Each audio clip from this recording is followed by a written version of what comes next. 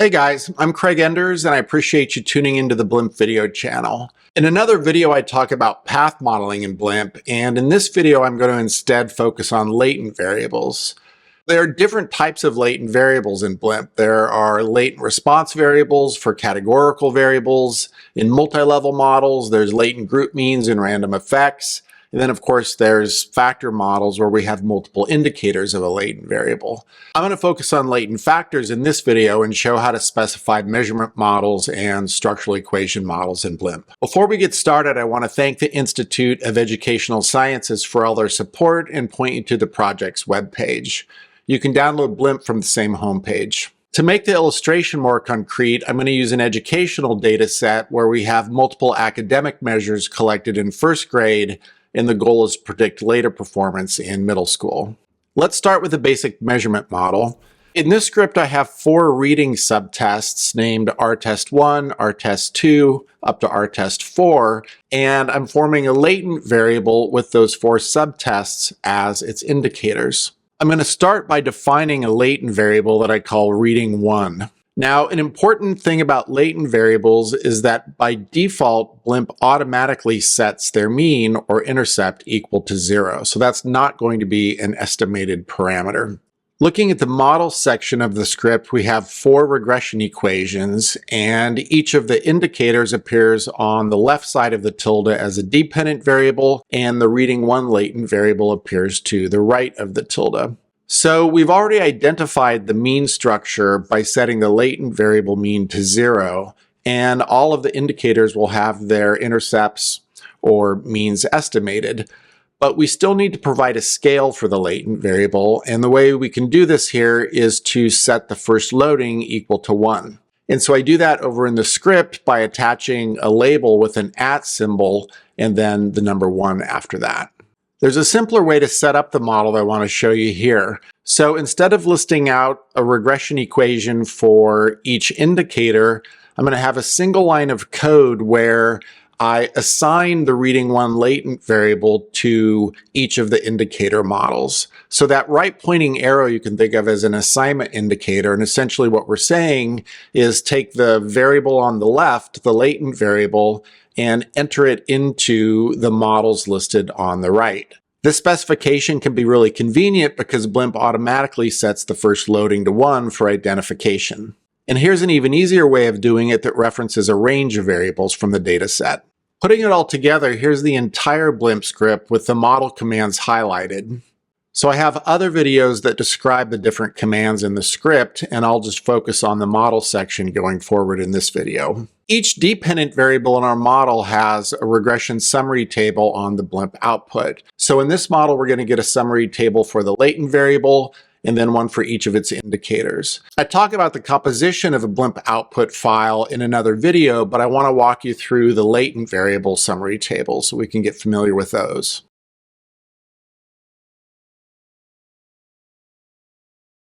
This is the summary table for the reading latent variable model. As a quick review, the median column contains the point estimates. The standard deviation is the measures of uncertainty or Bayesian standard errors. 2.5 and 97.5 are credible intervals, essentially Bayesian confidence intervals. And finally, the rightmost columns are frequentist test statistics if you want them. So remember, the latent variable's mean is set to 0, so that parameter doesn't show up on the table. Instead, the only parameter in this model is its variance. Next, let's take a look at the measurement model for the first indicator, which is rtest1. So remember that Blimp automatically sets the first loading equal to 1 for identification. So in the coefficients section, we can see that this variable has an intercept, or a mean that gets estimated, but its loading, or the influence of the reading1 latent variable, is fixed at 1. And then right below that, we have a standardized coefficient, or standardized loading, of roughly 0.70. Finally, at the bottom, we have R-square statistics. So the latent variable explains about 49% of the variation in the first indicator. Next, let's look at the measurement model for the second indicator. This indicator's measurement model has both an intercept and an estimated loading, the unstandardized values for which are listed in the coefficient section, and then below that is the standardized loading of roughly 0.78, and the bottom table gives the R-square statistic. Blimp uses something called a factored regression specification. So the basic idea is that we want to avoid working with a multivariate distribution. So we don't want to assume multivariate normality like we normally would. Rather, we want to represent the multivariate distribution as a sequence of submodels, each with its own distributional assumptions. In this model, we have 5 outcome variables, a latent variable, and 4 indicators. Internally, Blimp represents this as a sequence of 5 univariate models, each with its own distributional assumption. So the advantage of this factored specification is that we can have effects in our model that are incompatible with standard off-the-shelf multivariate normality assumptions, right? So for example, our latent variables could be normal as per usual, but they could also be skewed and continuous. Similarly, indicators can have a range of different metrics. They can be normal, we could have skewed indicators, binary indicators, ordinal indicators, multi-categorical indicators, and even count indicators.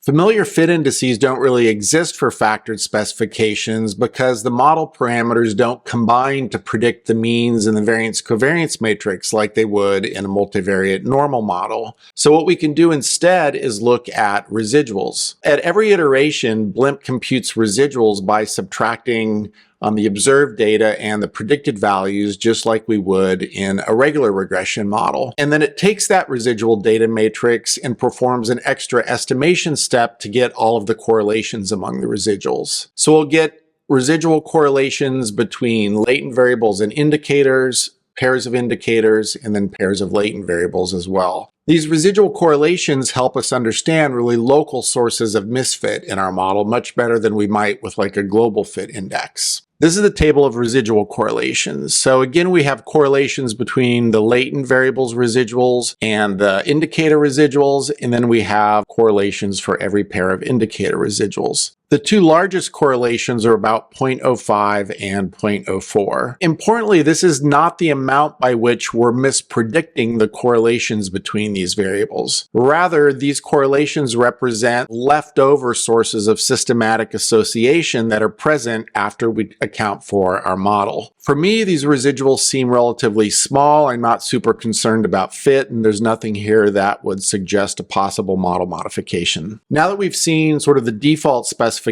for a measurement model in Blimp, let's take a look at different ways to identify latent variables. There may be situations where we want to estimate the latent variable mean and instead constrain one of the measurement intercepts equal to 0. Before, I didn't have to specify an explicit model for the latent variable because Blimp did that automatically. First, I'm going to give an explicit model for the latent variable. So I'm going to list it to the left of the tilde as an outcome. I'm going to list the intercept or the latent mean to the right of the tilde. I can only estimate that latent mean though if I fix one of the measurement intercepts to 0. In the bottom line of code, I use the first indicator as the reference and I set its intercept to 0 using the @ symbol.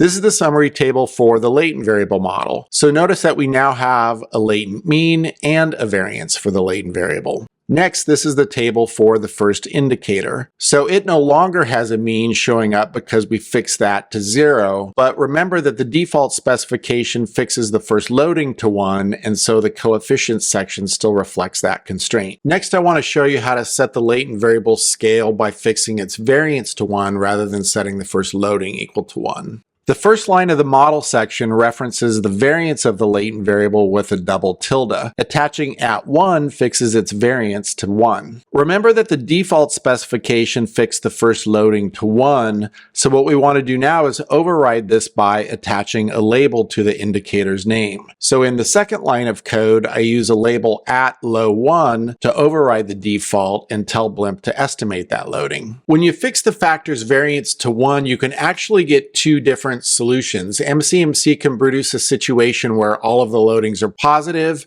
or all of the loadings are negative. So I want to show you how to impose a tiny constraint on the model to ensure that all of the loadings stay positive like we would expect. In the previous script, I attached a label low1 to the first loading to tell Blimp to override the default and estimate that loading. So now in the parameters section, what I'm going to do is assign a custom prior distribution. I'm going to reference that label here, and I'm going to use a truncated prior distribution over the range of 0 to infinity. So essentially a flat prior that takes on purely positive values. We can think about this as a constraint that's going to ensure that all of the loadings stay positive. Maximum likelihood estimators do something really similar. Let's take a look at the output again now that we've rescaled the latent variable to see how things change. The latent variable is now fully standardized and its mean is 0 and its variance equals 1. Next, let's look at the first indicators model. So in the coefficients section, we have both an intercept or a mean and an unstandardized loading. So in this case, that loading reflects the change in the raw metric of the outcome for a 1 point or 1 standard deviation change in the latent variable. And of course, we have the fully standard solution right below that.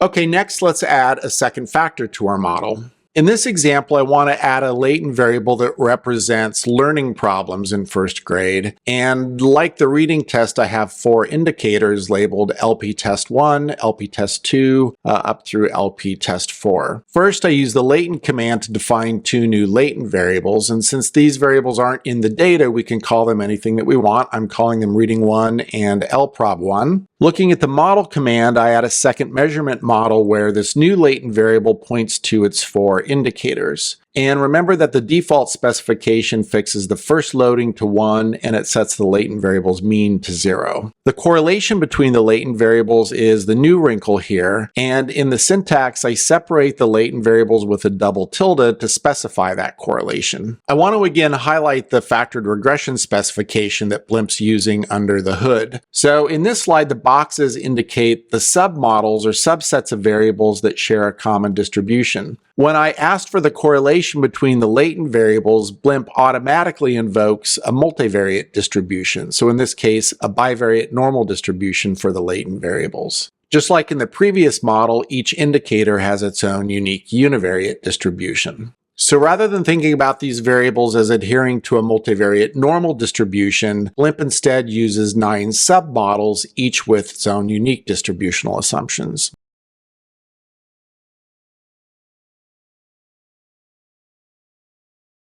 Let's take a look at the residual correlations and talk about fit in this model. So there's a couple of correlations that stand out, the first of which is between the reading latent variable and the second indicator's residual. So this correlation of negative 0.11 suggests that there might be some type of a reading component within that subscale of the learning problems test. The second correlation that stands out is between 2 of the indicators from the learning problems latent variable. We'd have to look at the content of those 2 subtests to understand whether there's some systematic component that they share in common. Neither correlation is remotely close to statistically significant, so we could conclude that the model fits well in the sense that the leftover part of the variables doesn't contain systematic covariation. The summary tables for the indicators and the latent variables are the same as we looked at before, but we do get this new table of correlations and covariances between the 2 latent variables. Next, I want to show you some models that have manifest variables and latent variables as predictors. The path diagram shows a multiple regression model where 7th grade standardized reading test scores are regressed on learning problem scores from the 1st grade and a latent variable representing 1st grade reading scores. The structural model is just a regression with 2 predictors, one of which happens to be a latent variable. The correlation between the latent and manifest predictor is what I want to focus on here. So this correlation is actually specified just like before, and we join the 2 predictors with a double tilde. Blimp views latent variables as missing data to be imputed, and when we create those factor scores at each iteration, we want to link the latent variables to all of the other variables in our model. That correlation serves an important purpose, linking the latent variable to the learning problems predictor. I again want to highlight the underlying factored regression specification that we're using here. So again, we're not making any assumptions about the multivariate distribution of our variables, but rather internally Blimp is representing this model as a collection of submodels. So we have a bivariate distribution for the two predictors. We have univariate distributions for each of the indicators. The middle school reading scores also have a unique univariate distribution. This is a summary table for the structural regression model, and we've already looked at similar tables. So just like before, the table includes unstandardized coefficients, standardized slopes, and an R-square effect size. We still need to link the binary manifest variable to the latent variable, and we're going to use a multivariate distribution to do that. Blimp allows multivariate distributions to include normally distributed variables, manifest or latent, binary variables, and ordinal variables. And so when we're linking a continuous variable to a discrete variable, what we're actually doing is using an underlying latent response variable metric. In this analysis, I'm using a binary measure called at risk that indicates whether a student is at risk for academic problems. First, listing the binary variable on the ordinal line invokes a probit regression for that variable. The probit regression uses an underlying latent response variable that represents a continuous dimension of risk. The path diagram represents this latent variable with an oval. We can still specify the correlation between the two predictors in the same way that we did before. We just connect the two variables with a double tilde. However, that correlation represents the association between the latent factor and that normally distributed latent response variable. Looking at the underlying factored regression specification, it's exactly the same as before. We have a bivariate distribution for the two predictors, univariate distributions for each of the indicators, and a univariate distributional assumption for the outcome. In this final model, I'm going to use a multi-categorical nominal predictor along with the latent variable predictor. This model uses a 3-category risk variable that consists of low, moderate, and high risk groups. Listing this variable on the nominal line defines the variable as a multi-categorical predictor. And importantly, when we use risk group in the structural model, Blimp's automatically going to create 2 dummy codes using the lowest group as the reference. Currently, Blimp doesn't allow correlations between the multi-categorical variables and continuous variables, but we still need to link the latent variable to the discrete categories. Instead of connecting the variables with curved arrows, we're going to use regressions. And we could do that 2 different ways. I could use the latent variable to predict risk status, or I could use risk status to predict the latent variable. In the path diagram, I use the latent variable to predict risk status. The ovals represent the log odds or logit for groups 2 and 3 compared to reference group 1, and the dashed arrows are a link function connecting the log odds to the discrete predictor. Finally, the 2 dummy codes predict the outcome in the focal model. At a high level, all we're doing is just correlating the predictors so that the latent variable can utilize the information from the discrete variable. So these aren't actually pathways or parameters that we care about, but rather supporting parameters for linking the 2 predictors to one another. Looking at the syntax, the bottom line of code is a multinomial logistic regression where risk group is regressed on the latent reading scores. Finally, the structural model has standardized reading scores predicted by latent reading scores in first grade and the 2 risk group dummy codes. So again, to reiterate, Blimp automatically creates the dummy codes based on the current values of the risk variable, and those dummy codes in this case are comparing the second and the third groups to the lowest category as a reference group.